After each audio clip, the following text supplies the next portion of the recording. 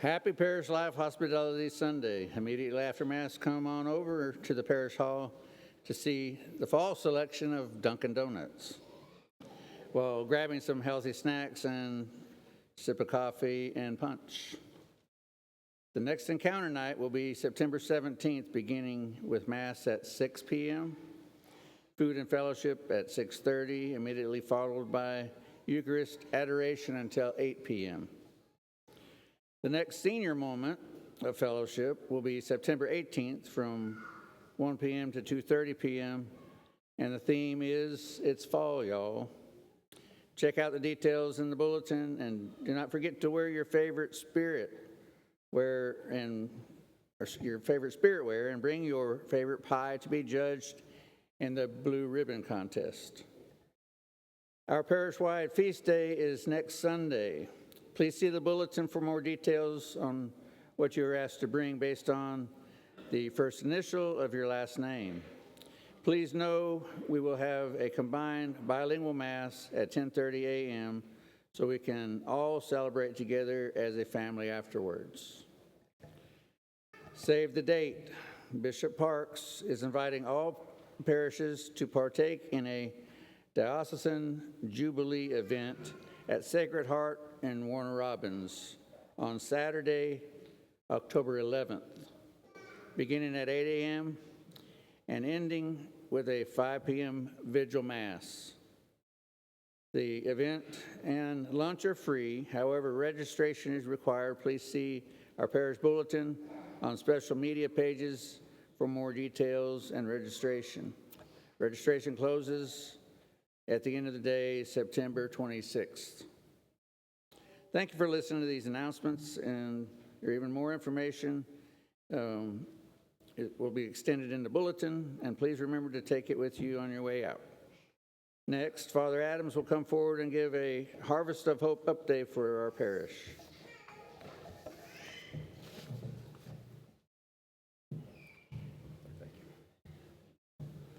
Sometimes I get asked, Father, you said more information in the bulletin, but I see something you don't have in the bulletin. I want more information. Yeah, so everybody in the cry room right now, doesn't it look a little different right now? Look to your left. Yeah. So we're aware of the odor, and we're also aware for those that use it as a chapel when the blinds are down that it can be a bit distracting. Monday, tomorrow, we're ripping off the floor. Yay! We're finally cleaning it up. Thank you for your patience. So temporarily, you can still adore the Lord over here, but we're taking down the chapel side so that we can redo this area. So as our parish continues to grow, that it's a welcoming space for those with young ones. Now remember, you have to graduate from being from the back to the front at some point in time.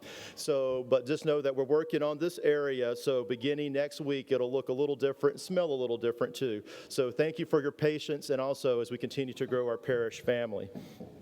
You heard Harvest of Hope update. So last week I shared with you what Bishop Parks has put together for half the campaign that the funds collect to go towards. Now it is my joy to share with you how St. Matthew directly will benefit from this campaign. How many of you have talked to me or been talking about our kitchen next door? Well, guess what, church? We're finally remodeling that kitchen.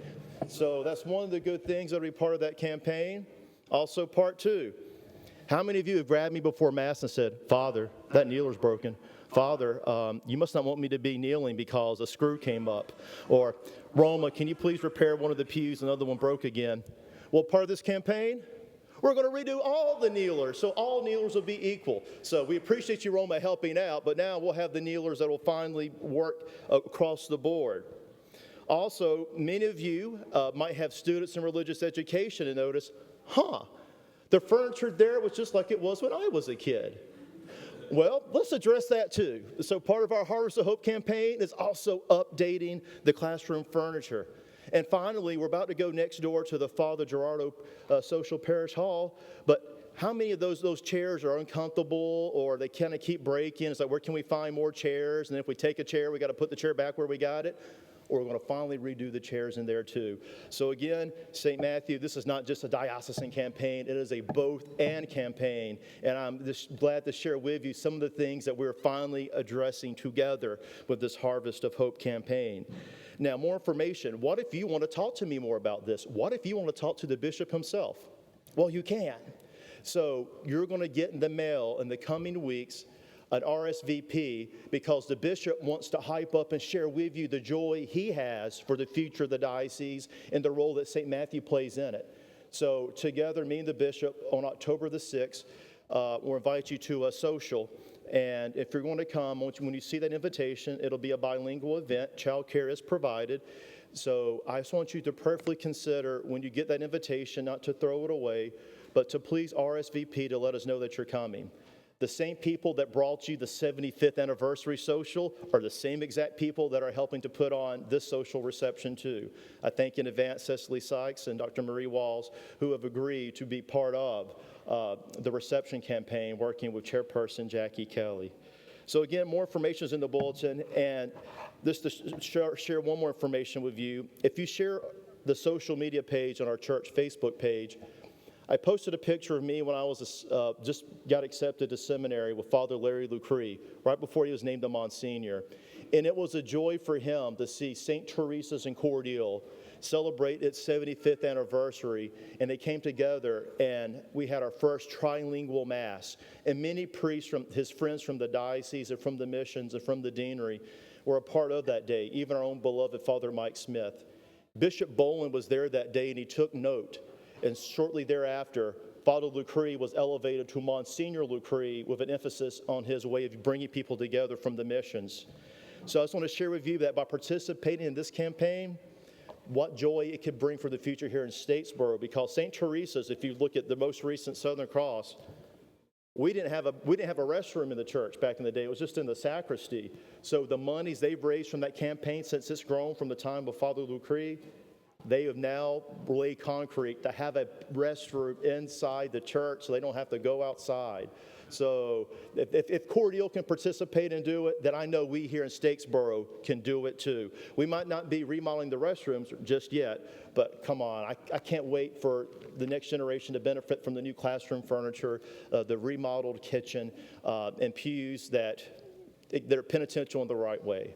Again, let's talk about this next door over coffee and donuts. So now please stand for the final blessing, and I'm excited to see where this campaign